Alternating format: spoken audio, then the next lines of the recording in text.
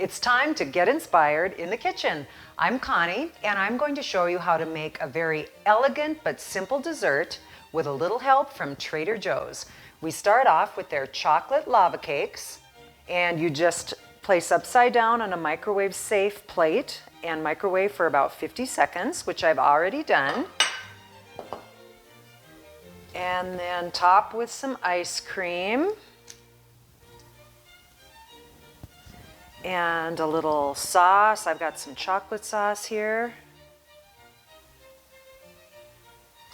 And then garnish with some berries or whatever you have on hand.